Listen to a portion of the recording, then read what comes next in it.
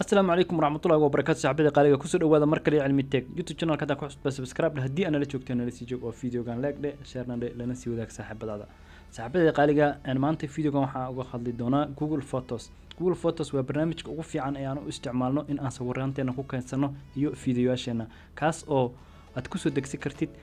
mobilkaaga Android-ka iyo iOS-ka ama iPhone-ka labadaba sidoo kale Windows-kana waad ka isticmaali kartaa sawiraantaada oo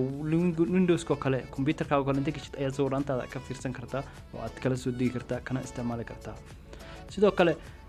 Google Photos sawiraanta waxaan ugu shuba jirnay si bilaash ah oo free ah ayaan ugu back upgrade jirnay iyo fiidiyoyaasheena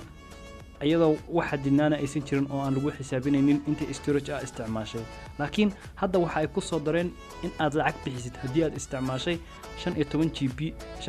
GB wixii ka badan lacag ayaad bixinaysaa ayaa hadda lagu soo daray oo arintaas waxa ay suurtagelaysaa ayaa la leeyahay bishan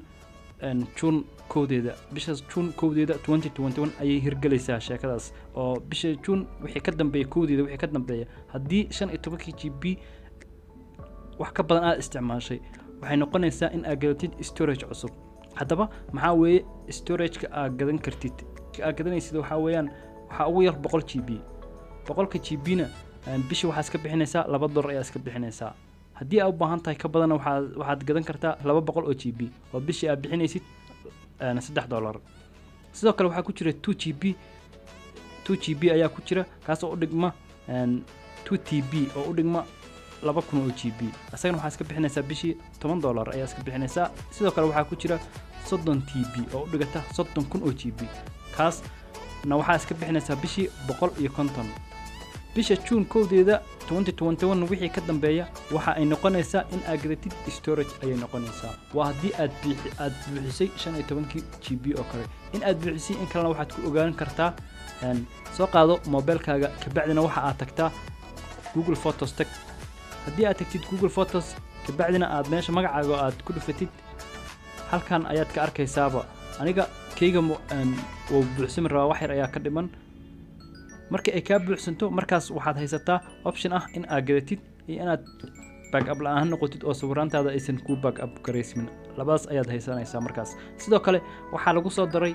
qayb kale oo ku tusaysa sawiraanta aadan u baahnayn sidee marka ku ogaanaysaa sawiraantan ay u baahnaan in kale waxay ku ogaanaysaa sawiraanta oo aan aad loogu jeedin kuwa oo darbiyaasha aad sawirtay oo kale ayay soo aruurinaysaa isku meel ay kugu keenaysaa select ayaad dhahaysaa ka bacdina hal mar ayaad delete ku wada qabanaysaa sawiraantaas aadan u baahnayn halka mid aad rabtidna waad ka reeban kartaa